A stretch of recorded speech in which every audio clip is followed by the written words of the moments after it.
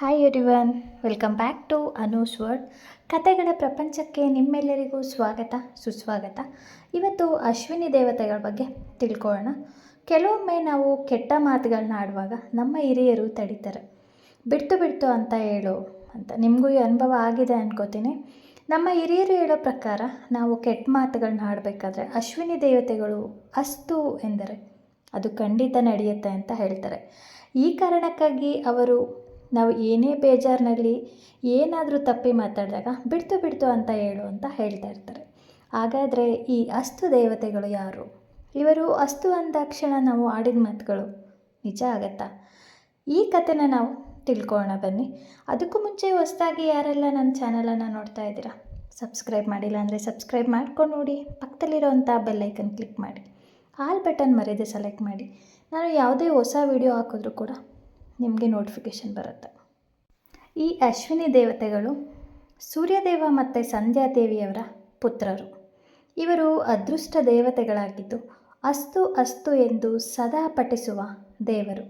ಇವರನ್ನು ಅಶ್ವಿನಿ ಕುಮಾರರೆಂದು, ದೇವತೆಗಳ ವೈದ್ಯರೆಂದು ಪರಿಗಣಿಸಲಾಗುತ್ತೆ.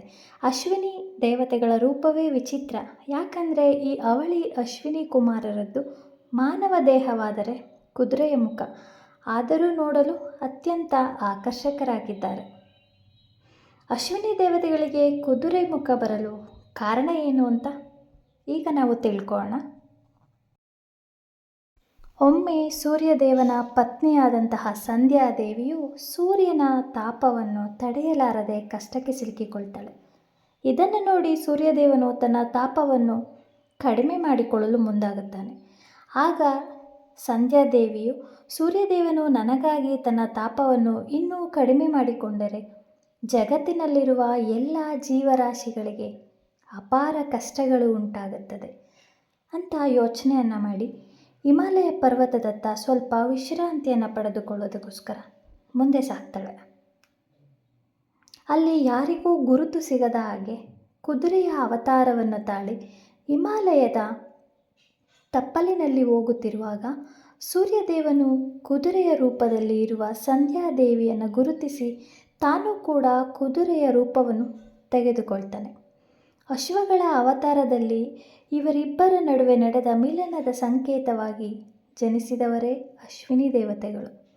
ಹಾಗಾಗಿ ಅವರಿಗೆ ಹುಟ್ಟಿದ ಮಕ್ಕಳಿಗೂ ಕುದುರೆ ಮುಖ ಇರುತ್ತದೆ.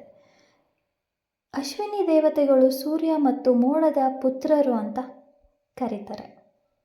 ಅಶ್ವಿನಿ ದೇವತೆಗಳಿಗೆ ಹಿಂದೂ ಧರ್ಮದಲ್ಲಿ ಮಹತ್ತರ ಸ್ಥಾನವನ್ನು ನೀಡಲಾಗಿದೆ.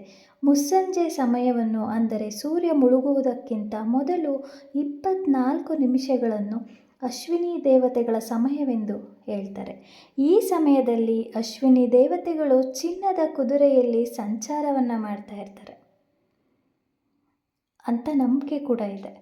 ಈ ಸಮಯದಲ್ಲಿ ಅಪಶಕುನದಂತಹ ಮಾತುಗಳನ್ನ ಆಡಬಾರ್ದು, ಸುಳ್ಳನ್ನು ಹೇಳಬಾರ್ದು, ಇನ್ನೊಬ್ಬರ ಮನಸ್ಸಿಗೆ ನೋವಾಗುವಂತಹ ಪದಗಳನ್ನ ಬಳಸಬಾರ್ದು, ಮತ್ತು ಸಂಜೆ ಮಲಗಬಾರ್ದು ಅಂತ ಹೇಳ್ತಾರೆ. ಅಶ್ವಿನಿ ದೇವತೆಗಳು ಅಸ್ತು ಎಂದು ನುಡಿತಾ ಇರ್ತಾರೆ. ನಾವು ಒಂದು ವೇಳೆ ಅಪಶಕುನದ ಮಾತುಗಳನ್ನ ಆಡಿದಾಗ ಅವರು ಅಸ್ತು ಎಂದರೆ ಅದು ಖಂಡಿತವಾಗಿ ನಡೆಯುತ್ತದೆ ಎನ್ನುವ ನಂಬಿಕೆ ಇದೆ.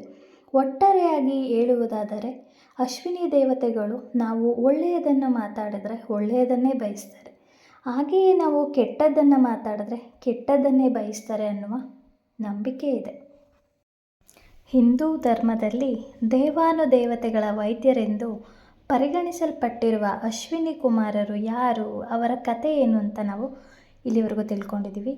ದೇವರಿಗೆ ವೈದ್ಯ ಮಾಡುವ ಅವರ ಶಕ್ತಿ ಎಂಥದ್ದು ಅಂತ ಇವಾಗ ತಿಳ್ಕೊಳ್ಳೋಣ ಬನ್ನಿ. ಹಿಂದೂ ಧರ್ಮದಲ್ಲಿ 33 ಕೋಟಿ ದೇವತೆಗಳ ಉಲ್ಲೇಖವಿದೆ. ಈ ದೇವತೆಗಳಲ್ಲಿಬ್ಬರು ಅಶ್ವಿನಿ ಕುಮಾರರು. ಅವರು ದೇವಾನುದೇವತೆಗಳಿಗೆ ವೈದ್ಯರಾಗಿ ಕೆಲಸ ಮಾಡ್ತಿದ್ರು.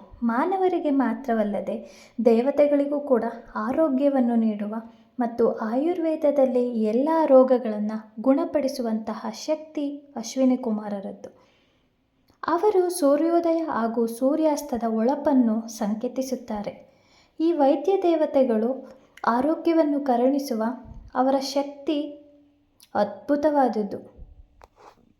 ಅಶ್ವಿನಿ ಕುಮಾರರು ವೇದ ಕಾಲದಲ್ಲಿ ಆಯುರ್ವೇದದ ಶ್ರೇಷ್ಠ ವಿದ್ವಾಂಸರೆಂದೇ ಪ್ರಸಿದ್ಧರಾಗಿದ್ದರು. ಅಶ್ವಿನಿ ಕುಮಾರರಿಗೆ ಅತ್ಯಂತ ಭಯಾನಕ ಮತ್ತು ಗುಣಪಡಿಸಲಾಗದ ಕಾಯಿಲೆಗಳನ್ನು ಸಹ ಗುಣಪಡಿಸುವ ಸಾಮರ್ಥ್ಯವನ್ನು ಹೊಂದಿದ್ರು. ಪುರಾಣಗಳ ಪ್ರಕಾರ ದೇವತೆಗಳು ಯುದ್ಧದಲ್ಲಿ ಅಸುರರ ಆಯುಧಗಳಿಂದ ಭೀಕರವಾಗಿ ಗಾಯಗೊಂಡಾಗ ಅಶ್ವಿನಿ ಕುಮಾರರ ಔಷಧವು ದೇವತೆಗಳ ಆರೋಗ್ಯವನ್ನು ಪುನಃಸ್ಥಾಪಿಸುವ ಏಕೈಕ ಪರಿಹಾರವೆಂದು ಪರಿಗಣಿಸಲಾಗಿದೆ. ಒಮ್ಮೆ ಋಷಿ ದದೀಚಿಯ ತಲೆಯನ್ನು ಕತ್ತರಿಸಿದಾಗ ಅಶ್ವಿನಿ ಕುಮಾರರು ತಮ್ಮ ಆಯುರ್ವೇದದ ಜ್ಞಾನದಿಂದ ಅವರ ತಲೆಯನ್ನು ಅವರ ಮುಂಡಕ್ಕೆ ಮರುಜೋಡಿಸ್ತಾರೆ. ಮಹಾಭಾರತದಲ್ಲಿ ಈ ಅಶ್ವಿನಿ ಕುಮಾರರಿಂದ ಕುಂತಿಗೆ ನಕುಲ ಮತ್ತು ಸಹದೇವ ಜನಿಸುತ್ತಾರೆ.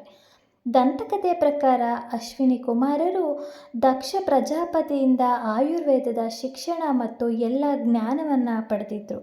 ವೈದ್ಯಶಾಸ್ತ್ರದ ಮೊದಲ ಜ್ಞಾನವನ್ನು ಅಶ್ವಿನಿ ಕುಮಾರರು ಮಾತ್ರ ಪಡೆದಿರ್ತಾರೆ. ನಂತರ ಔಷಧ ಮತ್ತು ಆಯುರ್ವೇದಕ್ಕೆ ಸಂಬಂಧಿಸಿದ ಪ್ರತಿಯೊಂದು ಮಾಹಿತಿಯನ್ನು ಧನ್ವಂತರಿ ಭಗವಾನ್ ಅಂದರೆ ಕುಬೇರನಿಗೆ ತಿಳಿಸಲಾಯಿತು. ಅಷ್ಟೇ ಅಲ್ಲ, ಅಶ್ವಿನಿ ಕುಮಾರರು ಮಹರ್ಷಿ ದದೀಚಿಯವರಿಂದ ಬ್ರಹ್ಮವಿದ್ಯೆಯನ್ನು ಕೂಡ ಕಲಿತಾರೆ.